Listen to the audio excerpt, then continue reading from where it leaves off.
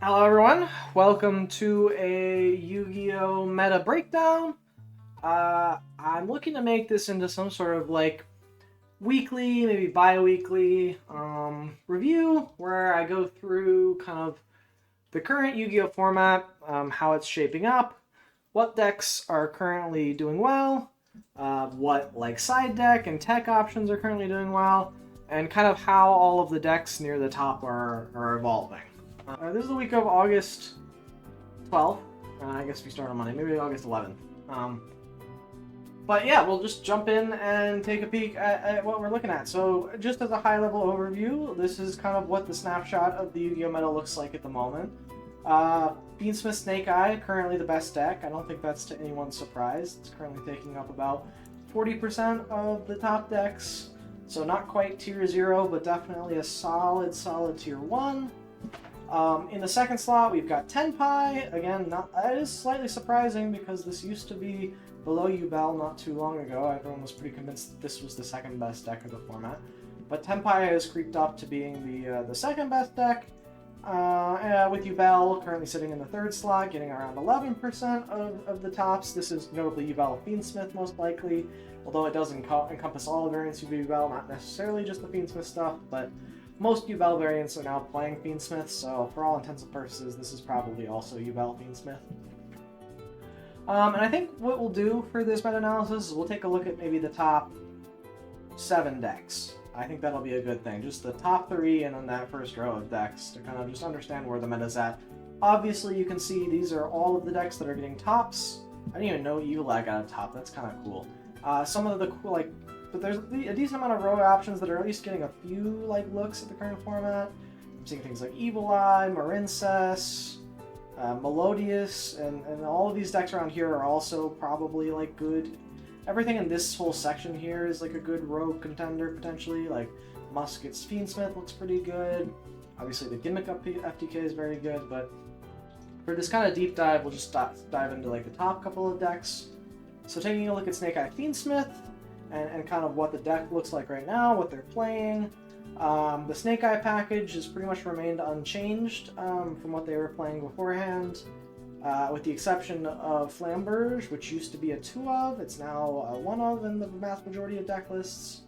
But yeah, 3 Ash, 2 Poplar, 1 Oak, one of the new Snake Eyes DFL stars, pretty standard, alongside the one of Field Spell and Simple Spoils. They're maxing out on the Deal Bellstar package, and of course playing Triple Bonfire. We're seeing 3 Engraver in only 85% of decks, which is surprising to me. I guess maybe this is a price tag issue kind of thing, but definitely should be playing 3 of it if you're playing the Fiendsmith variant. Some Handtraps I'm noting are stuff like Imperm, Nib has been creeping up, but we'll get to that in the more of the tech options section hopefully, but I'll touch on that now. They're definitely playing a ton of Handtraps because they're obviously, the Fiendsmith engine so compact with just the 3 Fiendsmith Engraver, 1 Tract, 1 Luri. So they're able to play in a lot of stuff. We're seeing Bestials creep up quite a bit, especially now that the Fiendsmith stuff is very popular. And it looks like Talents is actually going down in popularity in the main deck, which is surprising given the prevalence of Handtraps at the moment. But I know a number of decks are switching over to Board Breakers, so that's not entirely surprising. But in the extra deck, they're playing the standard Fiendsmith package of Lacrimosa, Requiem, and Sequence, all as 1-ofs. Most of the decks are indeed playing the Desiree as well. I know at the start of the format, people were trying to debate what would be played exactly in Fiendsmith. And I think Desiree has now established itself as a staple, so I would expect to see a lot of Desiree going forward. As far as the Snake Eye or generic Link package stuff they're playing the Hida, they're playing the Promethean Princess, IP and SP are a solid part of their end board alongside Appaloosa, which you can technically consider as both like a Snake Eye end board piece, or you can of course make it with the standard Fiendsmith combo. It looks like a number of them are still on the Selene package to go up into potentially access code or any number of their rank 4s or link 4s. Anima is of course going to be a staple in a lot of these extra decks. Necroquip is a card that is starting to see a bit of play with a Fiendsmith engine, mainly because of the fact that you can cheat it out with just an Engraver equipped with the Requiem. and that would allow you to kind of extend into another 6 via the Engraver Revive effect for your Beatrice, which is of course becoming a mainstay staple because it can send the Snake Eye Ash from deck, and then you can revive it later in the combo with the Promethean Princess. Again, this is all without your normal because of how strong the Fiendsmith engine is. And it is neat to see that about a quarter of the decks are including the Scylla Hat Rabbit in it, which is neat to see. The Scylla Hat Rabbit is a new generic Link 2 that lets you set a continuous trap directly from your deck that special summons itself. So a lot of decks are experimenting with playing this as a generic piece in the extra deck because it only requires 2 effect monsters. And it can kind of be something your end board can go into in lieu of a Masquerena if you feel that that kind of trap interactions with either the Angel Statue as a rune, which gives you a summon negate, or the Scylla Hat Trick, the new trap, which gives you a 2-card, just Omni card negate that I'll face up on the field. So I believe people are still bouncing between those for what's best here, but definitely pretty cool to see this creeping up. And yeah, so that's the Snake Eye deck. We'll get to like some of the side deck tech options when we go to the side deck section of the video, but we'll stick to just analyzing the top decks for now. When looking at this, the second best deck is now Tenpai. Tenpai was for a while thought to maybe be slipping to the third or even fourth best deck, but I think we've all seen it now kind of solidify itself as the clear second best deck. The main Tenpai ratios for all of the older Tenpai cards, I'll say older in quotes because the deck's still of course very new, are about the same, or remain almost completely, if not completely unchanged. You're playing 3 Kaimen, playing 3 of the red ones. Kind of surprised to see some people are cutting into 2. You're playing 3 of the white one, 2 of the green one, so that's Chandra, Hydra, and Fadra, and then 3 of the field spell, Summon Summoning. Again, I'm kind of surprised that people are cutting Fadra down to 1, Hydra down to 2. This seems like the correct ratio, and especially it's looking like people are debating putting Fadra to 1, considering Fadra is one of the ones that doesn't fully start your combos, especially now that we're seeing Genroku being played in most decks as a 2-of. It definitely makes sense to me that maybe you can cut the Fadra down to 1, because this kind of acts as either an extra Fadra or as it acts as any of them, because it can summon any of them from your deck. Outside of the main Tenpai stuff, some decks are playing the new Pokedrago as well, or it's technically Dora, although it's using the art of Pokedrago, which on summon adds a level 4 lower fire from deck to hand. You play it as a 1-of because you can search it through your main combo, but or at least via Skyman. So if you do need the extra 3 on board with the Chandra, that is something you can do, since most of them only require a Fire Dragon rather than specifically a Tenpai. 1 makes sense in a lot of decks. Some decks are playing 0. I'd be surprised to see this creep up with more than 1 copy, but there are apparently some lists out there that are playing multiples. As far as like non-engine stuff goes, they're pretty much playing the kitchen sink. Lots of the spell trap removals, since this deck really does struggle against spell trap removals, stuff like Lightning Storm and Feather Duster. They're able to play D-Shifter, so they are playing it. D-Shifter is obviously a game-ending hand trap against a lot of decks, so the fact that they can main it is pretty scary. The new Molcharmy Purlia is seeing some increased play in this deck, as it's a blind going second deck, so that makes a lot of sense to me. You want to be able to draw into more hand traps or board breakers against decks that are comboing off, and so Purlia definitely gives you those options. The extra deck remains pretty much unchanged as well. You play the 2 Bident, you play the 1 Hermetic Seal for if you end up going first, the 1 Trident Dragion, which shuts off the battle phase, which is nice because your field spell protects you in the main phase. The Black Rose to nuke the board is very nice. The Trident Dragion is definitely the game closer that they have to play, and it comes up quite a bit, so still the only real big price tag on the deck, but one you've got to consider nonetheless. They're playing a lot of them are playing the Firelink package, which is stuff like Hida into Promethean Princess.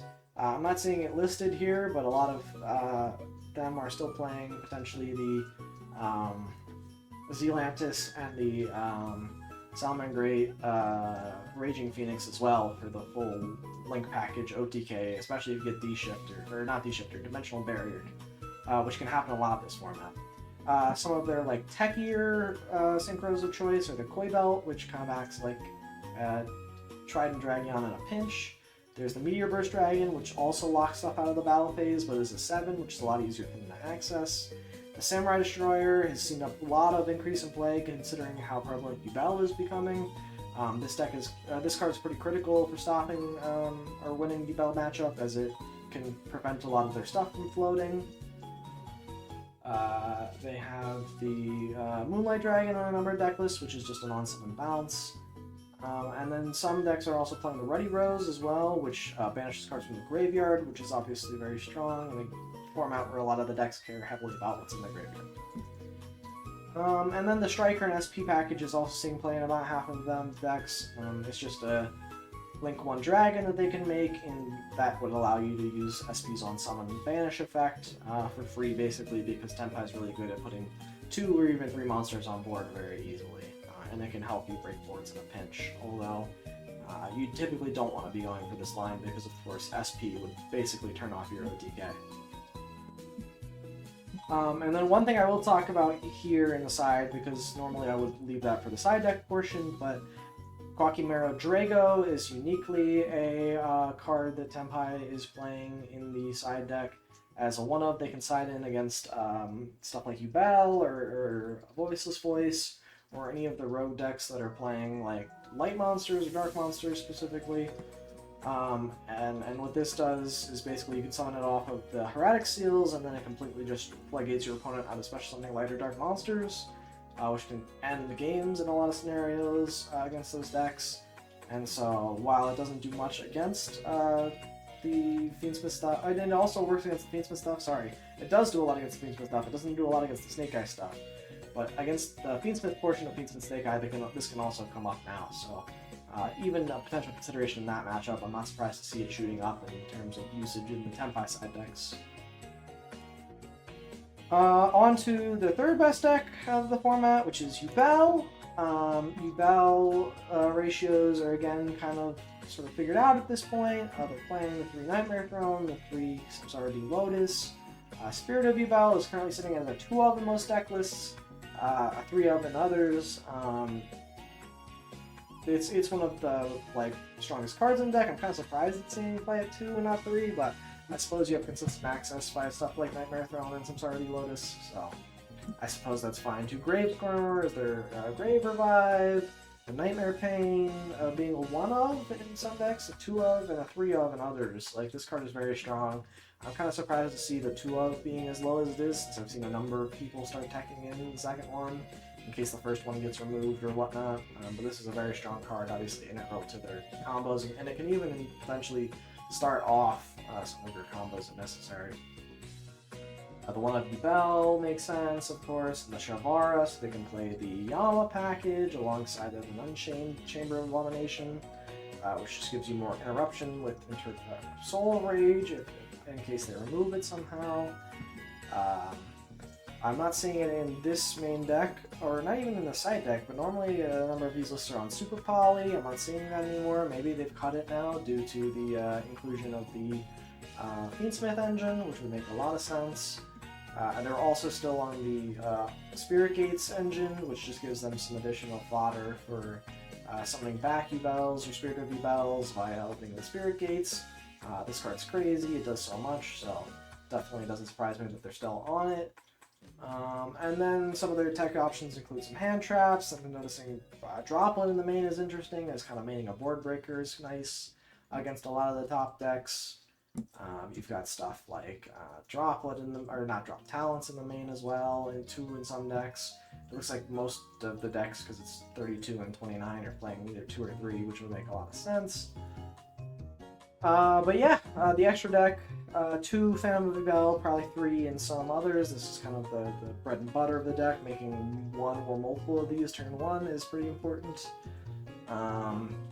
The Yama package is of course critical to the deck's success, giving them access to Shavara pretty consistently alongside the trap with the Shavara, and all of that being synergistic with the the fiends that you want to be destroying is super strong.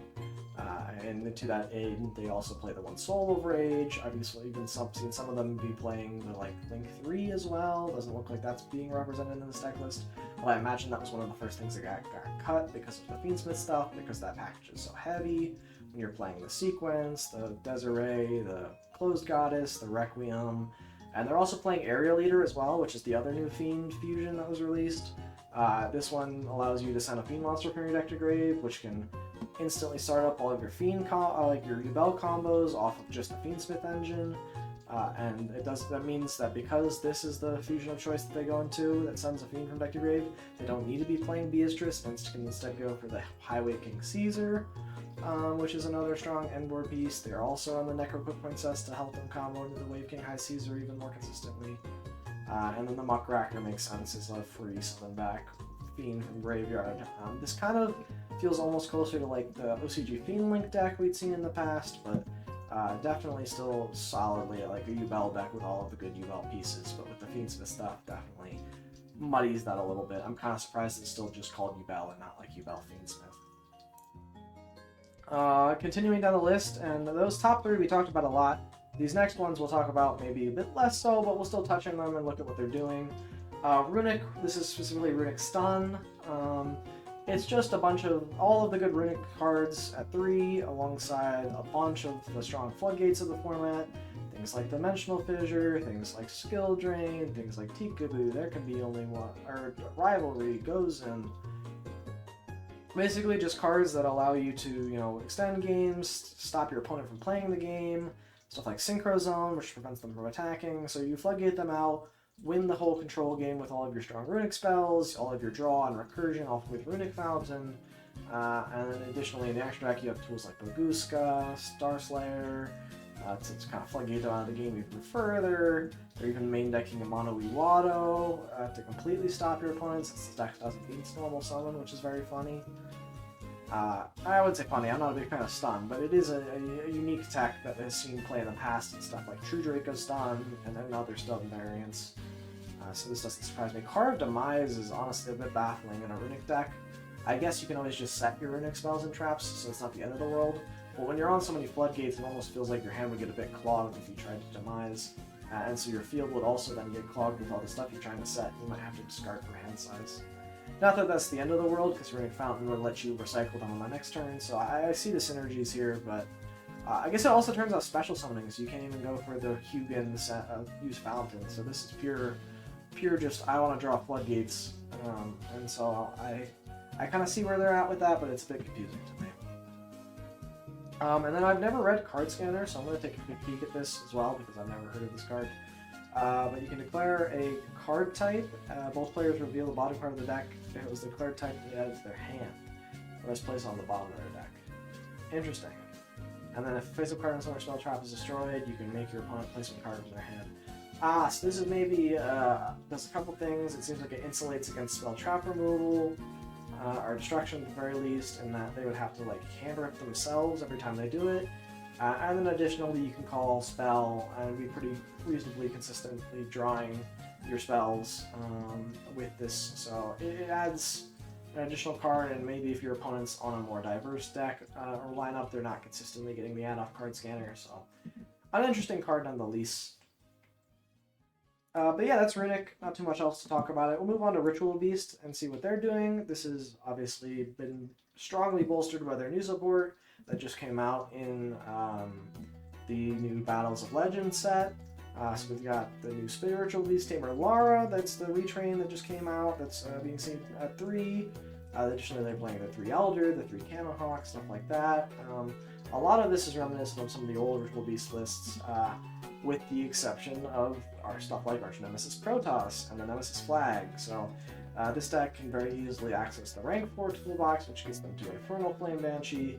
They're then able to have plenty of banished monsters that they can recycle with Nemesis Flag to freely extend out into the Arch Nemesis Protoss, which would shut down a lot of decks in the current metagame. Additionally, a number of their monsters are Thunders, stuff like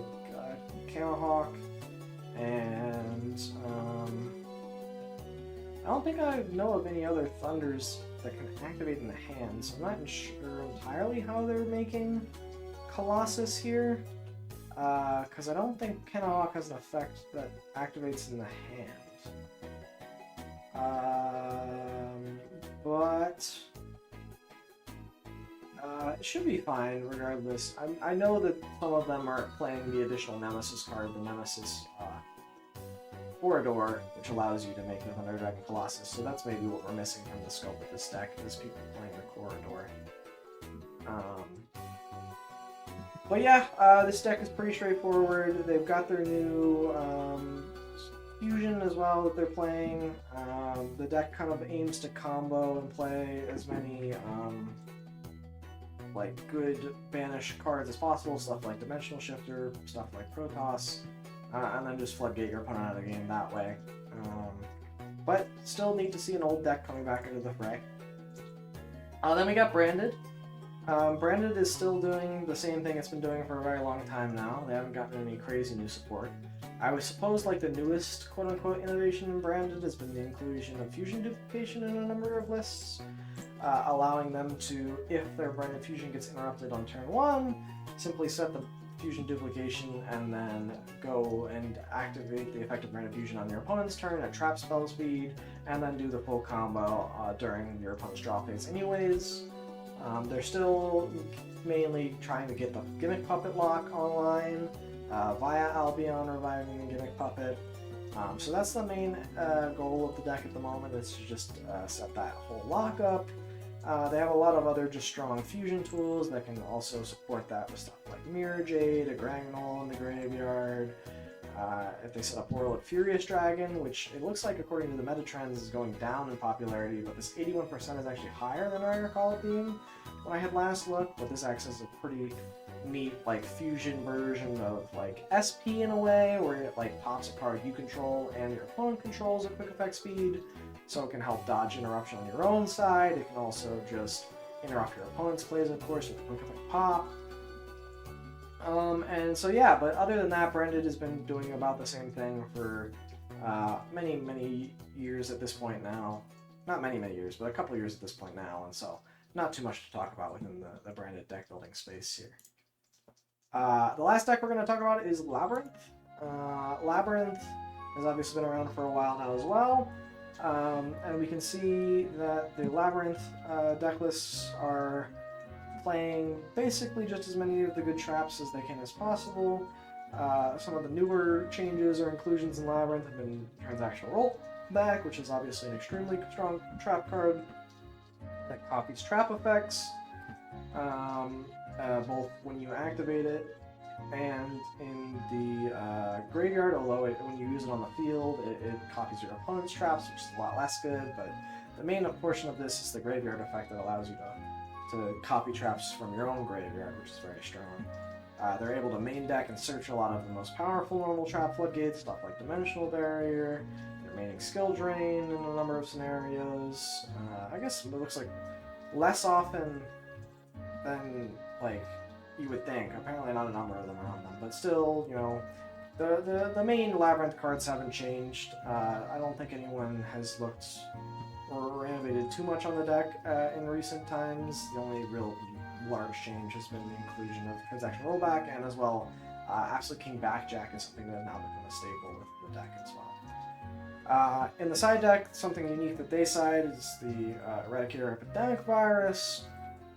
The card obviously can be devastating against a lot of matchups, devastating into stuff like Runick, devastating into stuff like on the Labrynth mirror, and so they'll side that in if that becomes relevant. The extra deck is nothing all too crazy, just playing as many good potential targets to send off of stuff if they're forced to send, with like the Dogmatic cards, stuff like Garura are in there in case they want to play the Super Poly in the side.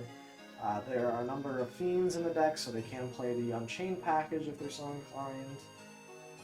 But most of the time they're not accessing their extra deck, it doesn't end up mattering, so they're mostly just looking to do some trap control stuff. But yeah, so that was a snapshot of how the Yu-Gi-Oh! Meta looks at the moment. Obviously there are a number of other viable world contenders that I didn't touch on specifically. But the decks that I did touch on comprise the vast majority of the meta. I would say roughly 90% of the format is contained within those couple of decks that we looked at. And so if you're going to your locals, or especially a regional or your YCS level tournament, those can be the kind of decks that you're expecting to play against. We're going to go ahead and take a look at the tech cards as well that are seeing play at the moment. These are the Handtraps, essentially, but also stuff like Talents, Droplet, and Callby, and whatnot. Obviously, Impermanence is the most relevant Handtrap at the moment. Almost every deck is playing this in some number of copies, mostly 3.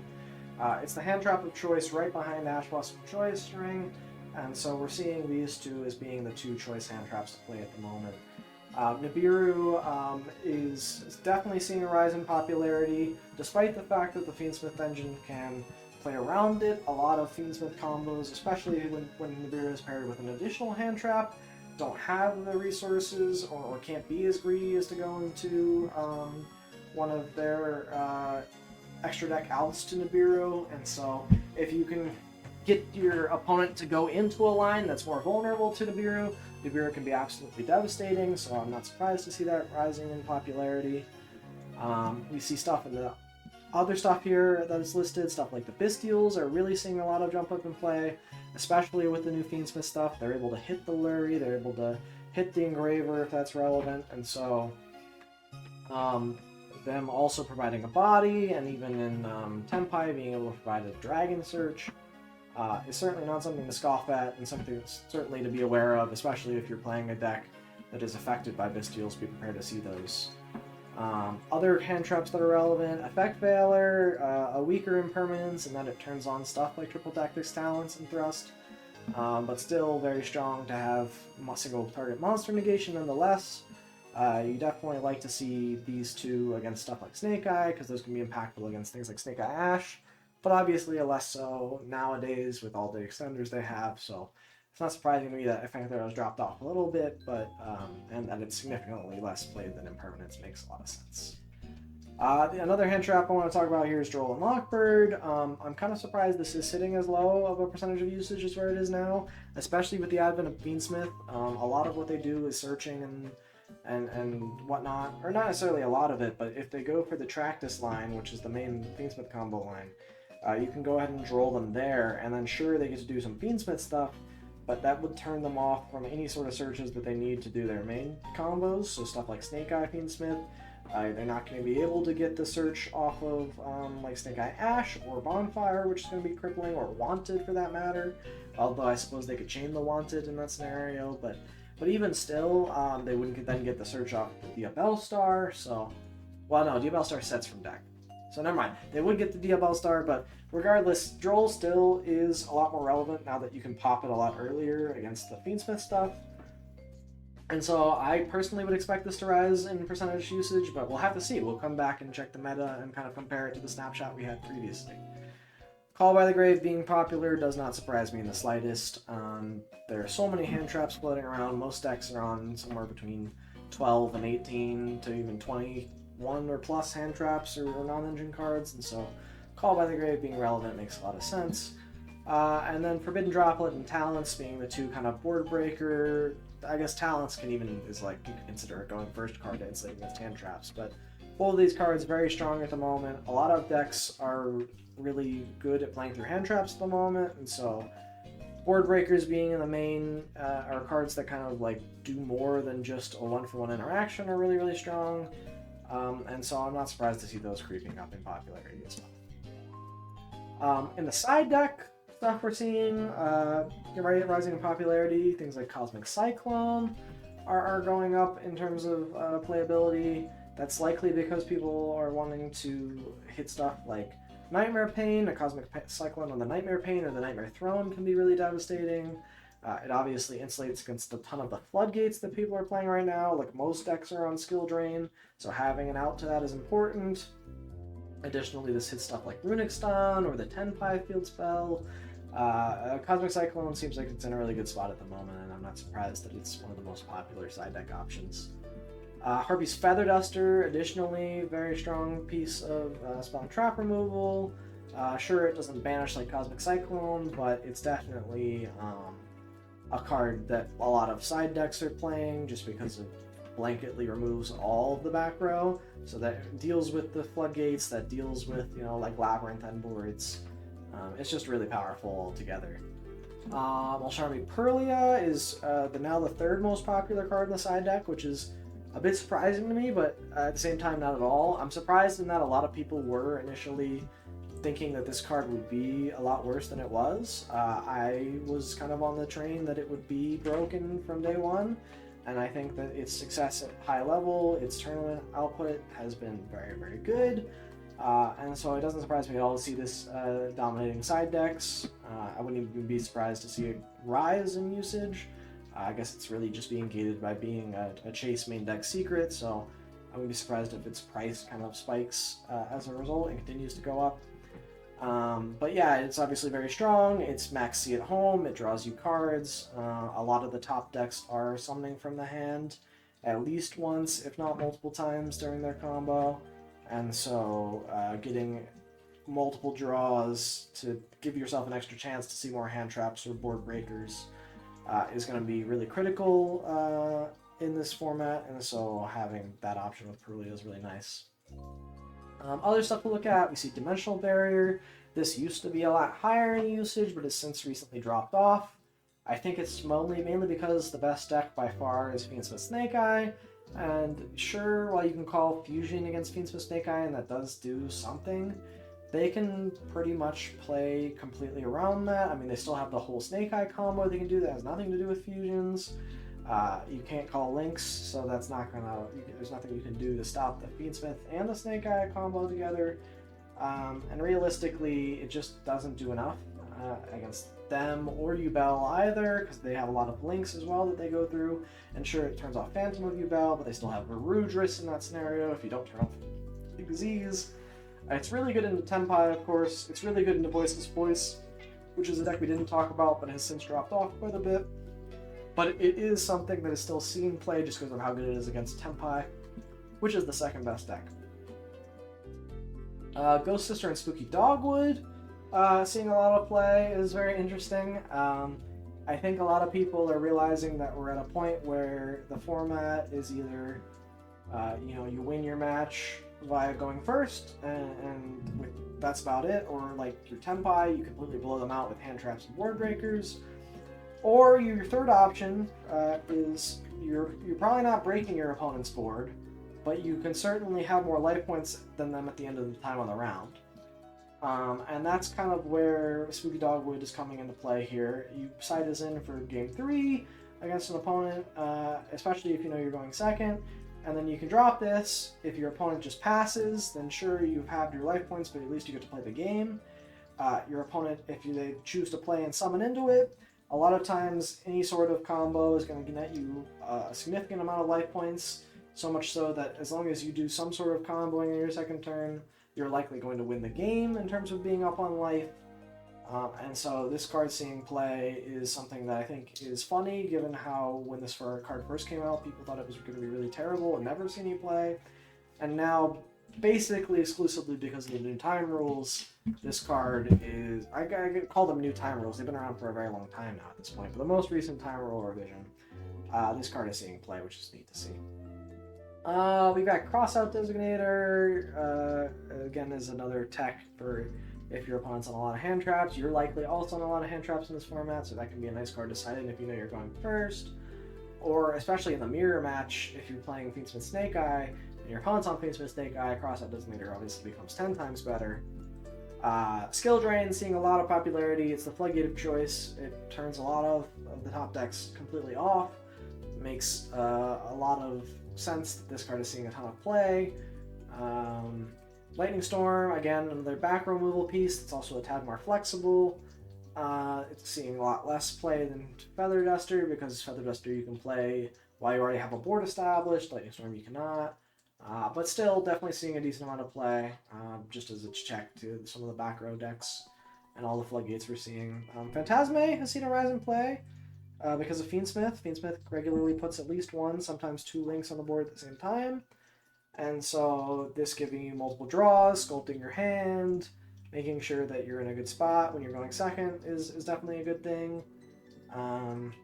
The targeting negation doesn't come up all that often, but it can definitely come up against some decks.